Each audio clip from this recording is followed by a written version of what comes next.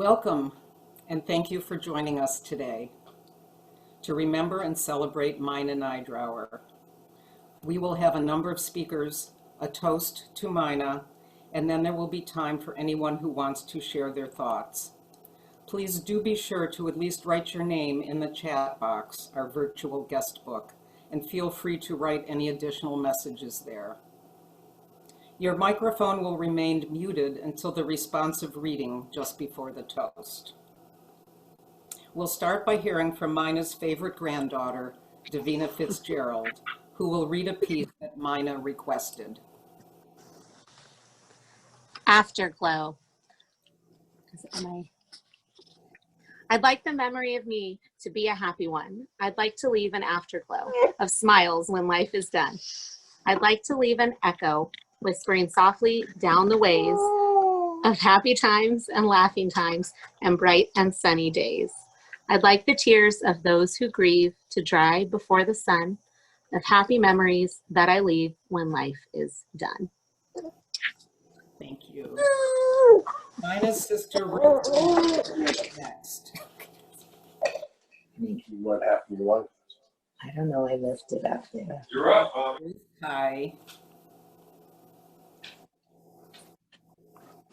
Go ahead, Ruthie. Oh, okay. Jill told me that now I'm the elder, but I'm not the elder, I'm the middle. Mina, my big sister, still lives in my heart, and she will always be there. For me, although I can't talk with her, I can talk to her, and I do a lot. Many of you have memories of different parts of Mina's life, and I'm not going to talk about what a full, complete woman she was. I'm just going to share my memories with you. My earliest memory is I am in a doll's baby carriage, and Mina and her friend Donna Mae are pushing the carriage and wanting me to go to sleep. They keep rocking the carriage, rocking it, but naturally, I didn't go to sleep. A few years later, Mina and I both were at school 22. Sure. I must have been 7 and she was 13, and we walked home for lunch. I would get home and I would dawdle, and Mina would say, Ruth, don't keep dawdling with your lunch.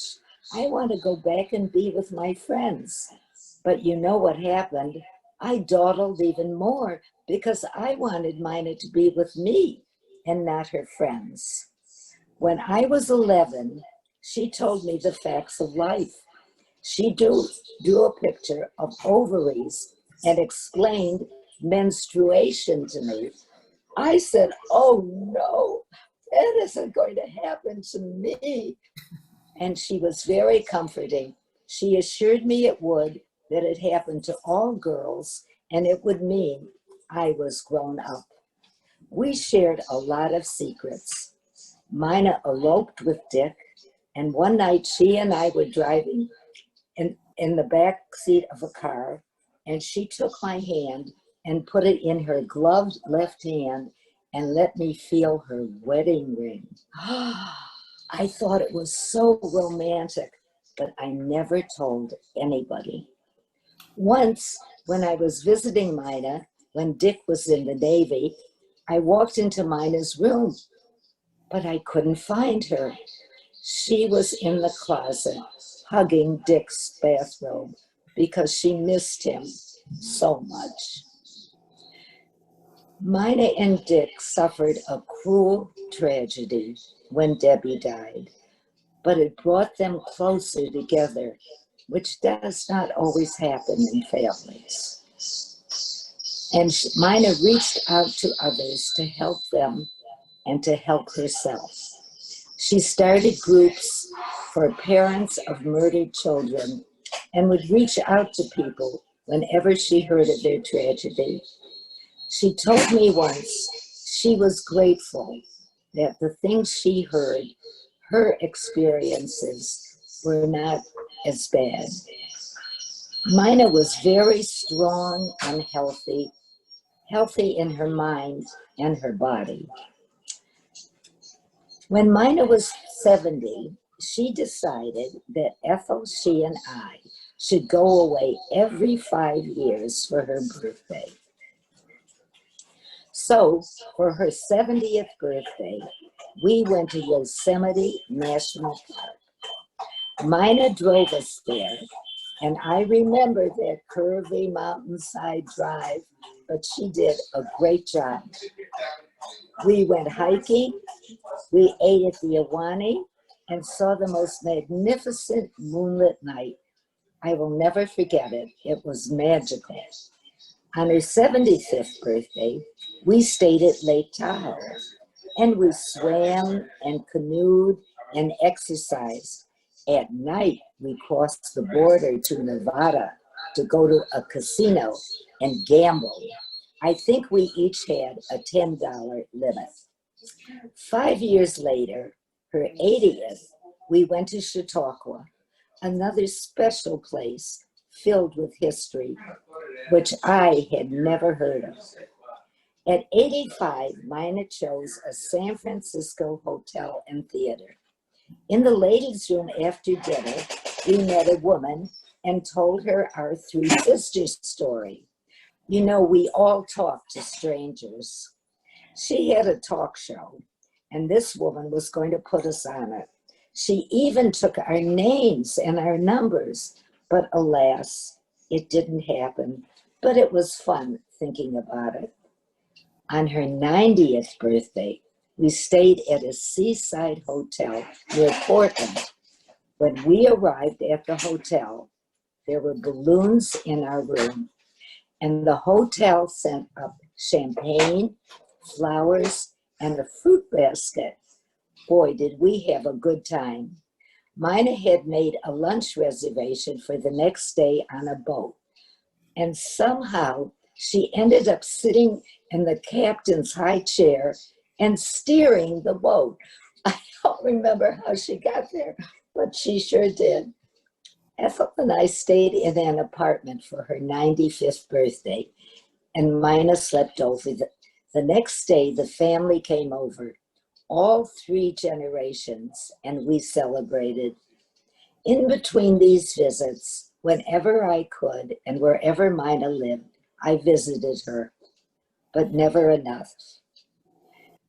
Ethel and I planned to visit with Mina in May so we could be together once again, but it was not to be. As Robert Burns said, the best laid plans of mice and men gained after Glay. I miss Mina. I love Mina, and I am grateful she was in my life.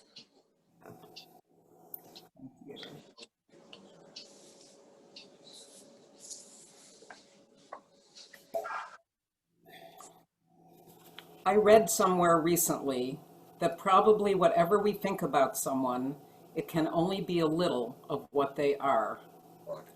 When I think of my mother, Mina, I think of her everlasting smile, her emotional intelligence, her enthusiasm, and her warm and welcoming nature.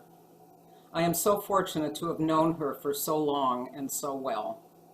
I've heard that she was shy when she was young. The story is that in her teens, her mother would introduce her as, "This is my shy daughter, Mina." Now there is a reputation to live down. I imagine that meeting my father, Dick, ended her shyness and opened up her world. I don't know if it was love at first sight, but knowing them as I did, it was a passionate, nurturing, physically affectionate, fun relationship. Not without its skirmishes, of course. They used to say that they wanted to treat each other like king and queen. They enjoyed sports together, golfing during the summers and enjoying watching football, baseball, hockey, golf, and tennis in the freezing cold Buffalo Bills football stadium, at the ice rink, or at one of their beloved New York Yankee games. Mina was an enthusiastic fan. Ricky and I joined her the last time she went to a downtown Portland sports bar with her walker, probably at age 93, to watch a Bills game. A local fan club watched the games and paraded around for each Bills touchdown. She loved the excitement so much. On that visit, they actually presented her with a cherished #1 Bills fan clock. Mina and Dick also enjoyed playing bridge together, and she was a lifelong player. She told me that they used to discuss bridge books and hands in bed at night and of marathon bridge parties. I know she loved playing with the younger group when she visited Saipan, typically enjoying a champagne brunch first. She said she did everything better with champagne. She loved bridge, she said, because it made her use her brain. Losing their middle daughter, 29-year-old Debbie, was every parent's nightmare. There really are no words for it, and of course, I can't imagine what it is like to lose a child. My parents, as devastated and heartbroken as they were, survived as a couple and went on to support each other in their grief. First with compassionate friends, and then founding a Parents of Murdered Children support group themselves.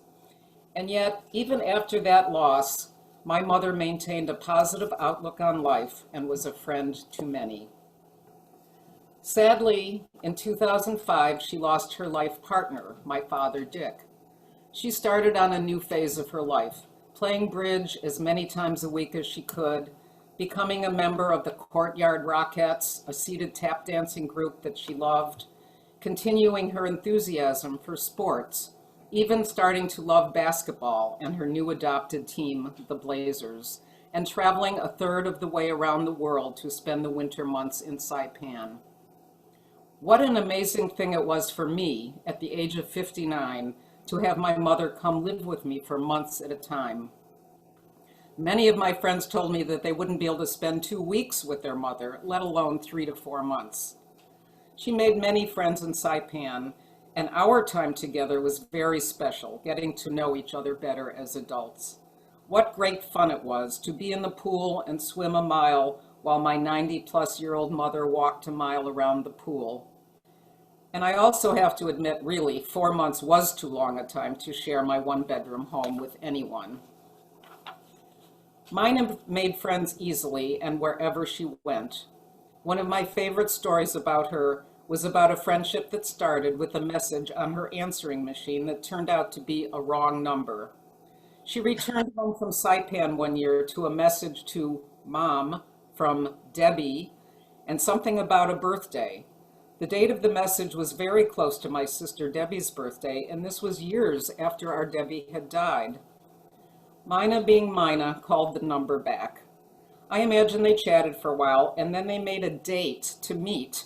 I warned her, don't give that woman any money. Don't even take your checkbook. Debbie and Mina, however, became good friends, with Mina joining in on summer family picnics and visiting Debbie at her summer home. Who else but Mina would do something like that?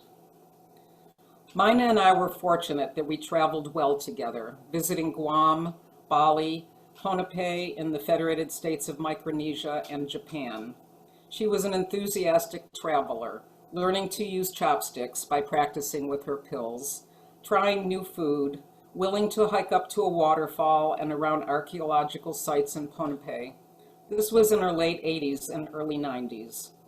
One of my favorite memories of her in Japan was her walking arm in arm with a Japanese woman roughly her age at the temples in Kyoto.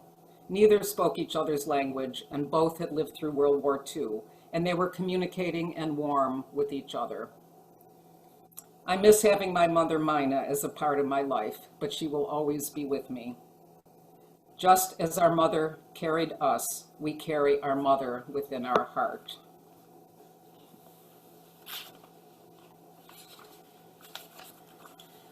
Next, we will hear from Mina's niece, Wendy Winnick Baskin.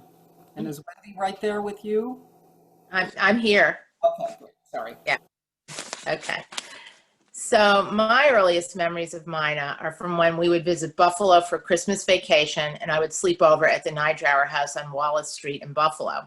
I was afraid of the dark, and my mother promised me that a light would be left on in the hall. I shared a room with Debbie, probably displacing Ricky. Sorry, Ricky. Uncle Dick said I didn't need to have a light on to go to sleep, but Mina always made sure it was on when we went to bed. I appreciated that, even though somehow the light was turned off later in the night. When, who did that? When I was older, Mina would sleep in my room when she came to visit our family in Connecticut on a very uncomfortable cot. She didn't need the light on, and I didn't either any longer. We'd stay up for hours in the dark, and she'd tell me stories of when she and my mother and Ethel and Dan were kids. She really brought their lives to light, creating wonderful visuals of the house and their various escapades. She was fun, a total people person, connecting to anyone and everyone she would meet, apparently a trait common to all three Roblin girls, although I think she was the best at it. Though I didn't see her as much as my cousins did, as we lived 8 hours away, spending time during her visits to Westport gave me the chance to get to know Mina as a person. I loved and admired her and miss knowing she's in this world. Thank you. Yeah. And now, Maya's favorite grandson will speak next. Thank you. All right. Mina was my world. The older I got, the closer we got. She was always there for me to talk about just anything. And to this day, I miss just being able to pick up the phone and check in on her. Her energy was contagious. It's pretty amazing. I can never remember a time where she was tired or not wanting to do an activity. It's unreal. She was the life of the party no matter what we were doing. And as we've all stated, she can make friends with the best of them. I was always a bit concerned, just like Jill told that story of Debbie and many other stories that we don't even need to go into. But through all of those interactions, it always seemed to work out. There was never any people that were that crazy. They were just crazy enough. We can all learn from Mina and her kind heart. She put positivity and happiness in the world, and she sure received it back. My earliest memories with Booby are being at the park, running around and playing. I must have been playing hard because I was very sweaty and kept wanting to take off my coat. As we all know, Booby was always cold, which made her think her little grandson was cold and needed to wear a jacket. When I got back to my parents, that was my only complaint. I just didn't want to wear my damn jacket. And I guess if that's the worst complaint of a weekend at Grandma and Grandpa's, that's pretty darn good. I loved my summer visits to Vallejo to visit Booby and Poppy. We would go to the park, climb on some crazy looking tooth apparatus, learned how to swim, played pool on the pool table where we could not use the sticks because we were little. And to this day, when I go play pool, I still want to do that because that's how I learned how to play. We had many food adventures with Booby and Poppy. They taught Davina and I all sorts of new stuff that Mom and Dad didn't introduce us to. I remember when they brought home a live lobster, and Davina and I got to run around with it on the floor and thought that was a blast. And then we got to cook it. I can't remember if we actually ate it or not. We would go into Booby and Poppy's bedroom in the morning when we were little and get to snuggle with them. And sometimes we would even have a slumber party and sleep in their massive closet. And that was so fun for us. They were always ready for an adventure and found a way to make us being there feel special and have fun. On the lines of the food, tuna melts have become a staple in Starla and I's home. And every time we make them, we would call Booby or take a picture and send it to her and just honor her whenever we're making tuna melts. We had them on her birthday a couple of weeks ago, and that was nice. Starla has mastered the ability to make the tuna melts, and Booby would be proud. As I grew older, Booby and I grew even closer, as I said. We would talk regularly about life, sports, and relationships. We would talk multiple times during the week, and if I didn't answer, especially when I was having Kyrie, if it was too many days, she'd call me and scold me, and I'd say, yeah, you're right. Sorry, I'll call you back. She always had a new article to send me, just like grandmas do, something cut out of the newspaper, so it was old-fashioned. I miss getting my note with a newspaper clipping in it and some piece of advice, and about 90% of them were pay off your damn student loans, so she would be happy to know that's finally done. As I mentioned, the not being close to her when we moved to California was one of the most challenging aspects of being away. We got up there regularly, but it never felt like enough. I knew it wasn't going to last forever, and it was really hard not being there and getting more time with her. But we would talk a lot about her bridge games and books she was reading, and it was amazing to just, her brain was always going and she needed to keep busy. And it just made my heart happy talking for a few minutes. We had a special relationship where toward the last couple of years of her life, she was not as motivated to do it as much as she had for all of her life. And I was able to challenge her a little bit, where Jill and Ricky tried and that didn't do shit. But when your grandson comes on and says, come on, she's like, okay, I'll try. So it kept her going a little bit longer.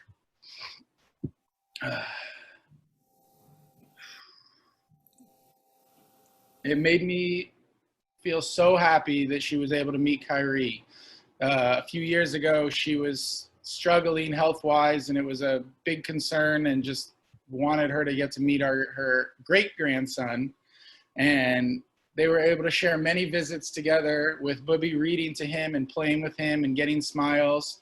It was beautiful to see. They were both full of big smiles, and it was amazing to see the transitions as Kyrie was learning to walk and Bubby was learning how to use a walker. And we have a video that Starla got that will be amazing to look back on, where he's helping her and she's loving every minute of it. She was able to make a big impact on his life, and to this day, whenever we call Papa Rich or Jill or Ricky, Kyrie wants to see Bubby because he's so used to seeing them together, because she didn't have a phone to FaceTime with. And he still talks about her almost every week. He wants to see her and misses her. So we know the impact was real. Bubby lived a long, full life surrounded by people who loved and cared for her. We will all be lucky to live the life of Mina Neidrauer. In honor of her, please spread more love, be kind to others, and bring people together in celebration. I love you, Bubby. Thank you, Ben. Thanks, Ben. Mina's niece, Marcy Wilf, will read a piece that Mina requested. This is a traditional piece read for many Jewish women when they pass away. It's called A Woman of Valor. A woman of valor who can find her worth is far above jewels. The heart of her husband trusts in her, and nothing shall he lack. She renders him good and not evil all the days of her life. She opens her hands to the needy and extends her hand to the poor. She is robed in strength and dignity and cheerfully faces whatever may come. She opens her mouth with wisdom. Her tongue is guided by kindness. She tends to the affairs of her household and eats not the bread of idleness. Her children come forward and bless her. Her husband too, and he praises her. Many women have done superbly, but you surpass them all. Charm is deceitful and beauty is vain, but a God-fearing woman is much to be praised. Place before her the fruit of her hands. Wherever people gather, her deeds speak her praise. Thank you, Marcy. Mina's friend, Jewel Buff, will speak next. Do we have Jewel Buff? Yeah.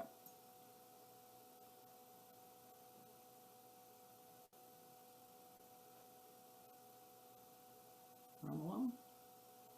Yep.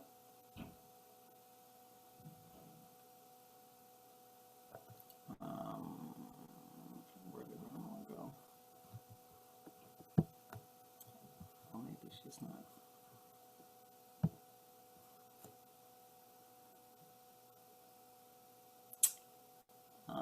She's not being unmuted. Jewel, what does that say? It's from Ramos. She must unmute.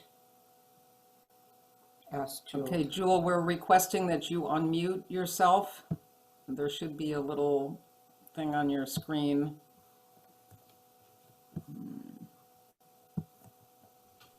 Okay. Okay, great, thank you. Mina I met at Grossinger's Hotel at a golf meeting of scrap dealers from New York State. I didn't know anybody there. That was the first time I met anybody in the scrap business. But Mina took me under her wing and introduced me to everybody. And from that time on, we were really great friends. It's very hard for me to think that I haven't seen her for such a long time, because the last time I saw her up at Ethel's about 4 years ago. And we had a great time. We went to Albright Knox and had lunch and just looked around and just felt like we hadn't missed a day in our lives together. I remember everything that she has done for me as a person, and everything that she had done for all the people that she met, particularly when she came to Albany and lived there for a year. And all the things that we did together, running to co-host to do the shopping, packing up every time we got out of the car so that everybody wouldn't see how much we bought. It was great, and I missed her, and I still miss her. And she was a great friend to me. And I know how difficult it is to say goodbye. But I know today we're remembering her as she's right here with us. And thank you for asking me to talk. And back to you all. Thank you, Jewel. My sister Ricky will speak next. I was the third child born to Mina and Dick. I got my name because they really wanted a son, but I popped out a girl and was named Ricky. But I did, however, marry a Richard. I have always admired Mom's upbeat and positive attitude. I don't know where it came from, but she definitely had one. Her smile was so beautiful. She saw and experienced so many ups and downs in her 97 years. Losing her daughter Debbie in 1979 had to have been the most difficult time in her life. Somehow she continued with her positive attitude. I wish I could be as positive and upbeat as she was. When I was growing up, my mother always supported me. She took me to ballet, gymnastics, and to cheerleading practice. She always encouraged me to be physically fit and mentally active. My mother was a great inspiration to me as I remain highly motivated to be healthy and active. Mom loved to shop. I loved to go with her. Back to school shopping was always a time full of fun and laughter. As Mom got older, she started ordering clothes from catalog. Well, now those catalogs come to my address. Clothes and shoes were very important to her. As she moved to smaller and smaller apartments, it was quite a struggle for her to give up clothes, especially her shoes. Now I find myself with several closets full of clothes and shoes, just like Mom. As I was raising my children, I could often hear Mom's voice in my head. I still hear Mom's voice talking to me all the time. I loved visiting Mom and reminiscing with her as we looked at the pictures on her walls and in her albums. She surrounded herself with many pictures of family and her friends. I myself hung many of those pictures for her. It gave me great pleasure and much joy to make her a grandmother when she was 62. When Davina and Ben were little, we moved to Oregon. They annually flew to California to visit Mom and Dad, to continue their close relationship. The happiest I saw her was her joyous smile when she was with any of her grandchildren or 5 great-grandchildren. Mom always cut out articles from newspapers or magazines to share with me, whether I wanted to read them or not. She would often hand me envelopes of papers for me to take home and read. After she died, we found a notebook she had created many, many years ago with her favorite poems and sayings. Most of the pages were typewritten by her. Many of the authors were the finest of her time, such as Robert Browning, Edmund St. Vincent Millay, and Robert Frost. Mom trusted me to pick out her first 2 apartments in Oregon. Years later, I moved about an hour west of her. Mom then decided she needed to move closer to me. Upon her return from visiting Jill in Saipan, I was able to pack up her home and help her move in 3 days. Moving her closet full of clothes and shoes was quite a job. It was definitely a labor of love.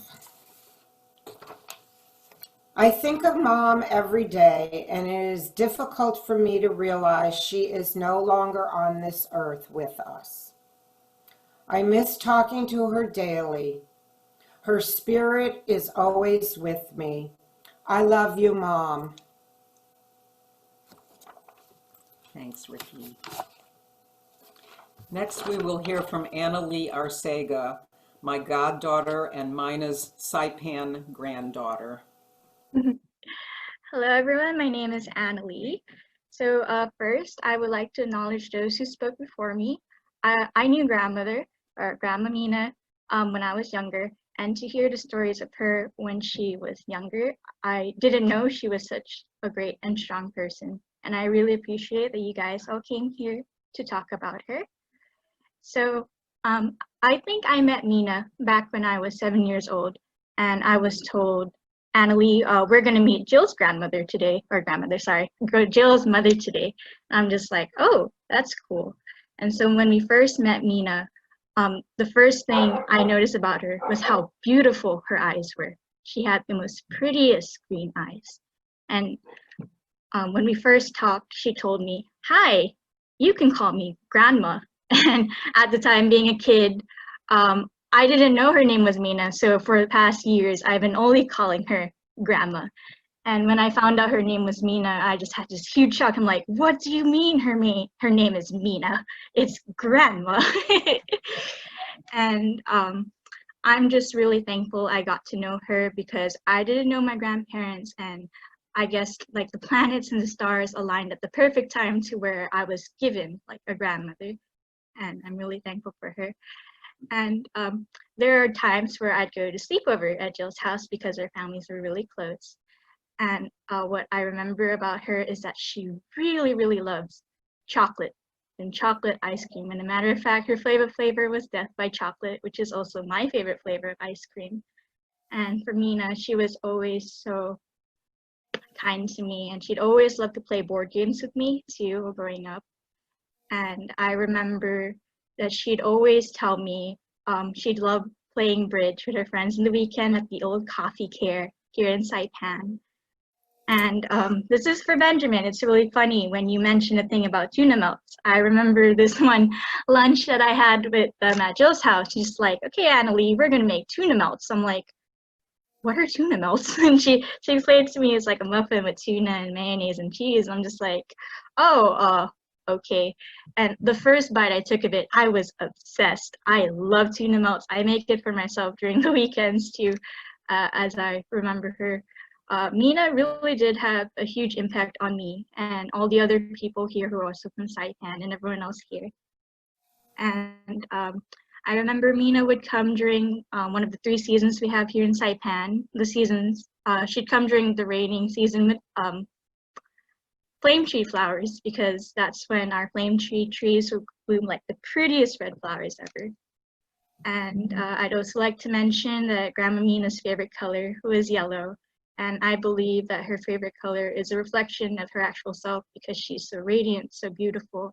She's like the sun to me growing up. She was always like the sun. She's so happy, warm to be around with, and I just love her. And I'm so thankful that all of you came here today. Although we are sharing the grief, we are also sharing the good memories of Mina, and that is the best. And yeah, that's all I could say for now. It's a pleasure to meet all of you. Thank you. Thank you. Thank you so much, Annalee. Ethel Melzer, Mina's youngest sister, will speak next. Hi, everyone. I'm here. I'm not on. Am I on? You're on. You're on. Oh, I can't see myself. We see you. We see you, Ethel. How's the light? It's Okay. fine. It's I fine. just want to say before I start, I am blown away with this, Ricky and Jill. I think this is so fabulous. And Mina is so sorry she's missing this. She would love this.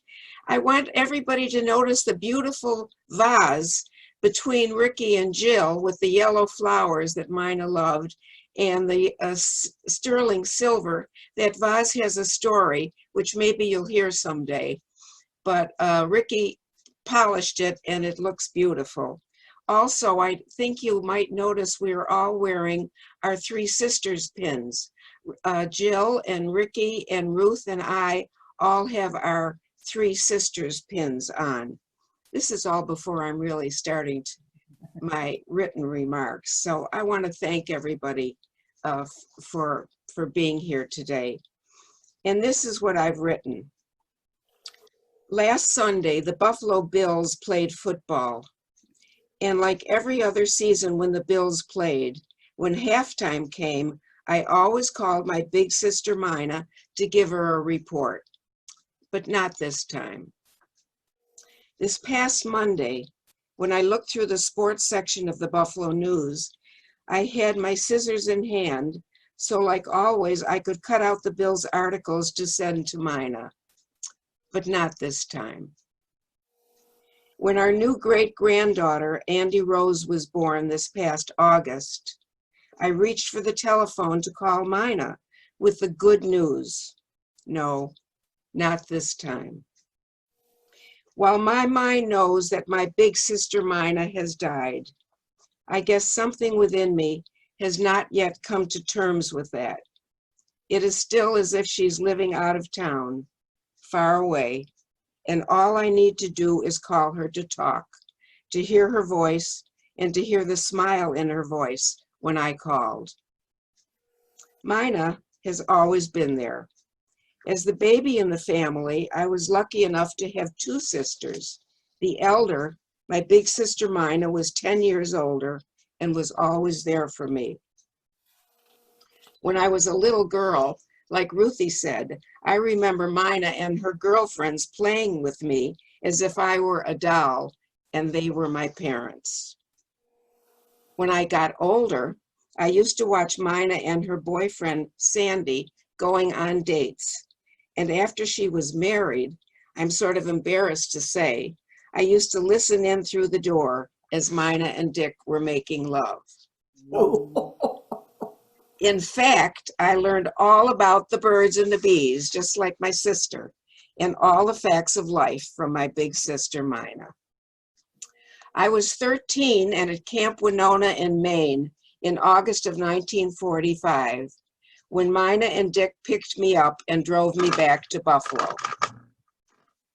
It must have been just before or perhaps after the atom bomb was dropped. They were married that summer in our house on Depew in front of the living room fireplace. I remember the beautiful blue dress Mina wore and how handsome Dick was in his Navy uniform. We drank champagne, a drink Mina always loved. There are too many memories of my big sister Mina to relate today, but I do remember how I could always share anything with her, how I trusted her, how we laughed together, and what fun we had when she lived in Buffalo and Jill, Debbie, and Ricky were born. That made me an aunt. Ruth was living away then, and I was it, Auntie Ethel. After our mother died in 1970, she had left us with her warning that if we three sisters did not get along, she would come back and haunt us. Maybe it's because we believe that she could and that she would. Mina and Ruth and I have always been close friends as well as sisters. As the years went by, Mina and Dick kept moving, and we three sisters were all involved in our own lives and in our own worlds. But eventually, when Mina turned 70, as you heard, we decided we should all take trips together. And so it came to be that we three sisters traveled together almost every 5 years. We first went, and you've heard this before, we first went to Yosemite Park and had dinner at the Ahwahnee Hotel and a memorable moonlight buggy ride. Then we gambled together at Lake Tahoe. We spent an overnight in San Francisco where we bought several pairs of, guess what, shoes. We celebrated in Chautauqua after a great family reunion. And we went to a wonderful resort hotel in Portland where we took that paddle boat ride. Mina charmed the captain, took the helm, and steered the boat while Ruth and I laughed and cheered. My big sister Mina was certainly a survivor, was an optimist, and was a wonderful role model. I know she's not living out west anymore, but she still lives on in my mind and in my heart. TT, big sister, I love you. Thank you, Ethel. We will end the program with Ricky leading us in a responsive reading of We Remember Them, followed by a toast to Mina. We'll pause for a moment to give everyone time to pour or refresh your beverage, and we will pour ours now.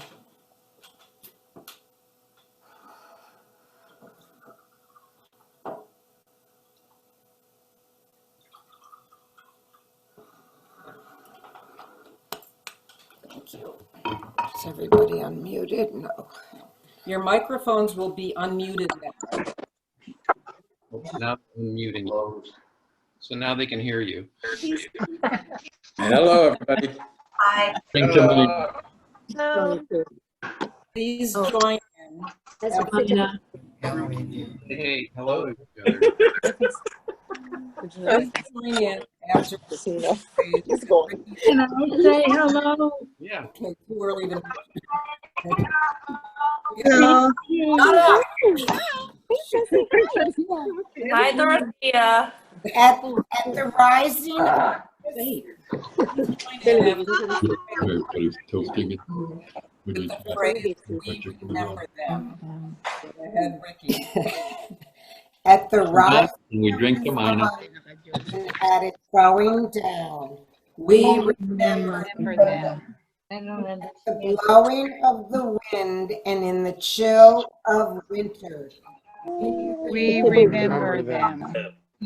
At the opening of the buds and in the rebirth of spring. We remember them. The shining of the sun and the birth of summer. We remember them. At the rustling of the leaves and in the beauty of autumn. We remember them. In the year, remember them. When we are weary and in need of strength, we remember them. When we are lost and sick at heart, we remember them. When we have joy we crave to share, we remember them. When we have decisions that are difficult to make, we remember them. When we have achievements that are based on theirs, We We remember them. As long as we live, they too will live, for they are now part of us. We We remember them. It is tradition in our family to toast with a TT. It is short for TTWL, and it stands for those we love near and far. Of course, that includes those still with us and those who have left before us. Yes, we're unmuted. To my TT. TT and whatever. TT. Touch to touch off. Mahal ng beer naman noon. Hey, let's party. Kanina nakaano sila ni... Drama. Pala. It's right there. There. Sorry. Leave it. It's on. Muted. Romolo, you unmute everybody? I mean, mute everyone. Barbara. Now we have time for anybody else who wants to share their thoughts. First of all, thank you all for being here so much. It's so great to see everybody. I'll start by sharing what Donna Stapleton wrote for this occasion. She couldn't be here today. Donna and Mina met when Mina and Dick moved to Oregon, and they became very close. Donna wrote, Mina widened my world immensely. She from New York, me from rural Oregon. We felt like sisters, as she often mentioned. I am so happy we found each other. We shared many high and low times. I miss and think of her every day. To request to speak, raise your virtual hand. On a PC or Mac, click on the participants icon in the bottom center of your screen, then the raise hand icon at the bottom of the window on the right side.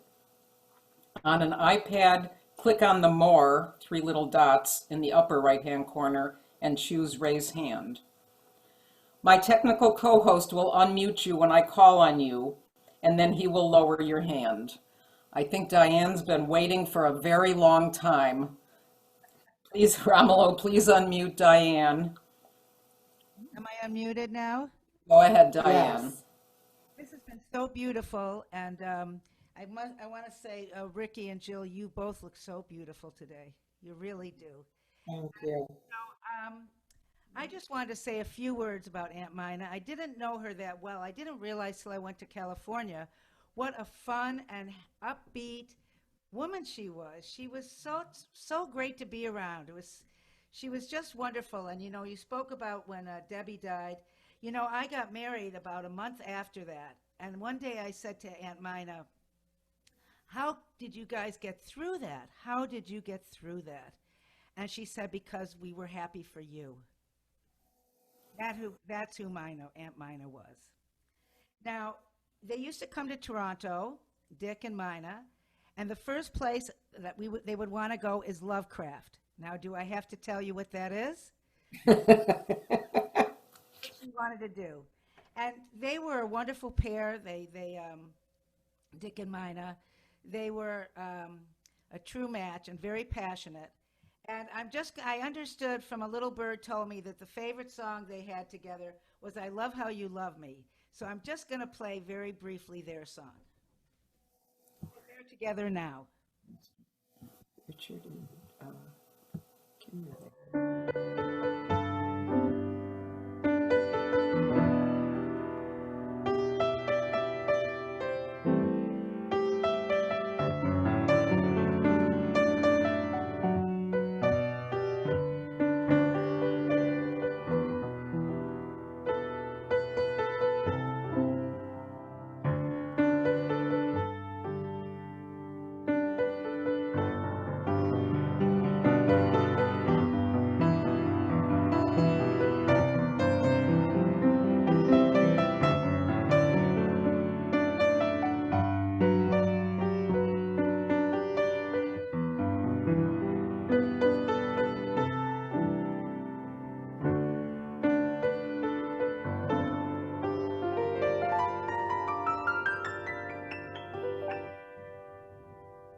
We love you, Aunt Mina.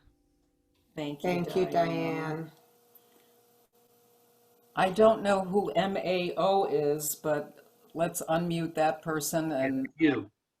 It is. Yes, that's Sue Khan. Okay, Sue. Mike Osowitz, hi. Yeah, right. And I can only say, I've known Mina always, feel as though she's still here with me. And from the very beginning, everything she did was to make everybody else happy. I remember Sylvia and Amy Cohn and I were going to Las Vegas, and I had no idea. But all of a sudden, in my room appears Mina. She surprised me and came there, which was very exciting. I had my 65th birthday luncheon in Buffalo, and I look around, and who's walking in the door? But Mina, to surprise me in Buffalo. And she's always done happy things to make everybody else happy. And I think herself too. I think she enjoyed being with everyone. She just was as good a friend as I could have ever had. And I talked to her at least every week since the day she left Buffalo, I think. And she was just wonderful. Thank God I knew her and loved her. And it was just great. And that's it. Thank you so much, Sue. Romulo, please unmute Reinhard Ludke. I can do it here. Jill, can you hear me? Yes, I can see you. Yes. Jill and Ricky, great You might want to job. turn off your other computer because there's feedback. Hang on.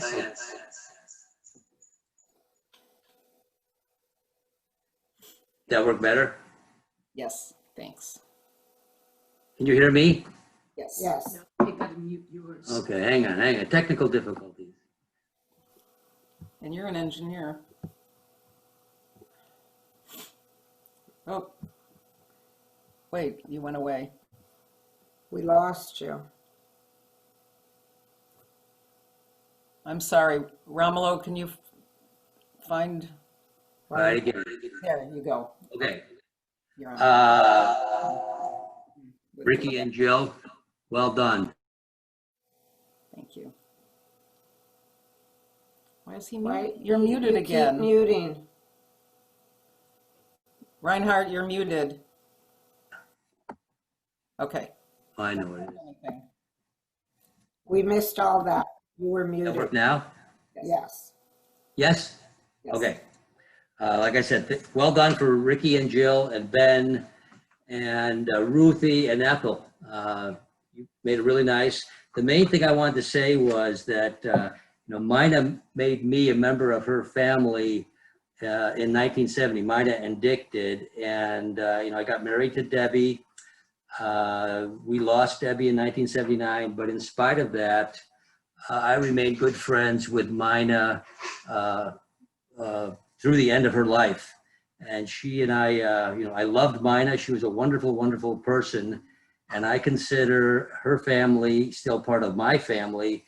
And I think this is and I see this as an opportunity to say hello to Ruth Winnick, Diane Roblin. Diane, you did a great job as a musician. I knew you were a great musician probably 40 years ago, 50 years ago. It's nice to see that you are still a great musician.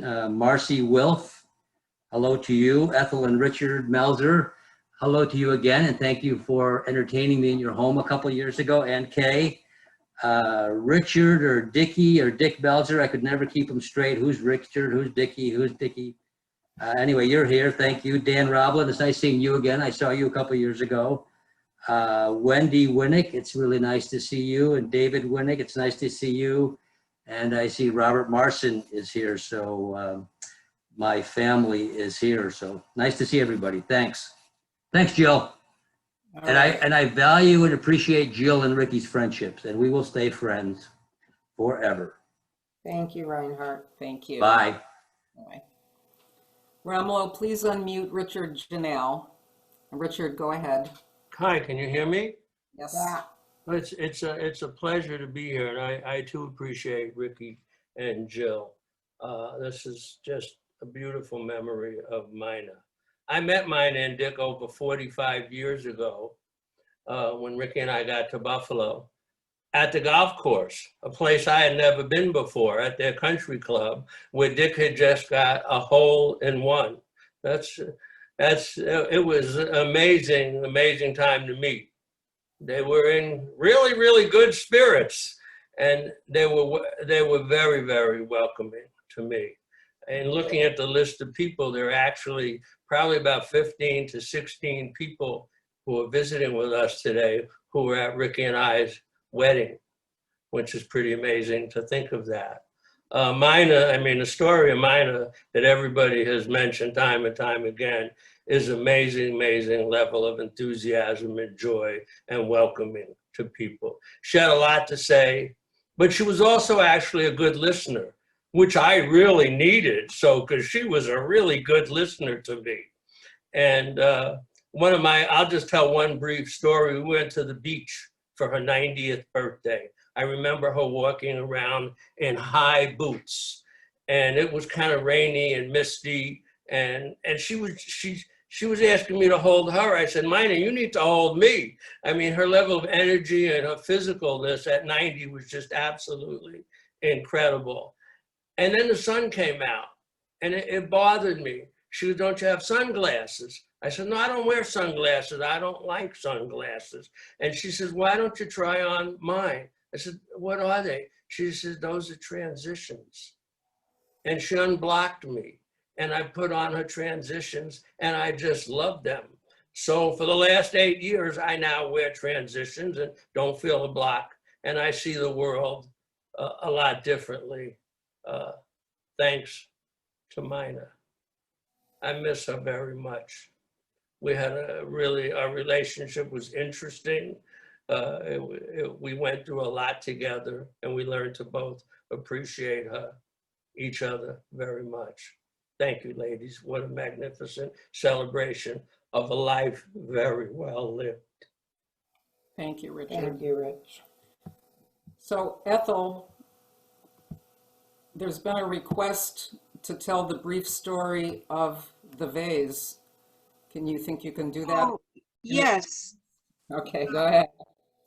I don't know where I am. I can't see me, but can you hear me? Yeah, we can see you. Oh. How can I talk if I can't see myself? Yes, the vase, I call it a vase. It's vase, vase, whatever. The vase that you have really originally belonged to Sadie and Harry Roblin. Emma and Dan Roblin had one exactly like it. And Emma and Dan Roblin Emma made her vase into a lamp, which Dan and Gina have right now. And Aunt Sadie and Uncle Harry's vase went to Reva, Mina's first cousin. And when Reva passed away, Mina had said to her, if you ever, well, before she passed away, she said it, if you ever get rid of that, I would love to have that vase because it matches one that our family has. And that is the vase that you have. And P.S., Dan and Gina would love to have it, but P.P.S., Ain't gonna happen. It's Ricky and Jill's now. So that's the story of the vase with the beautiful yellow flowers. And keep that silver shining, Ricky. I will try. You can actually see yourself in it when it is polished. It's very delicate and beautiful. And Corabelle polished it once. Oh. Very carefully. Thank you. So nobody else, I don't see any other raised hands.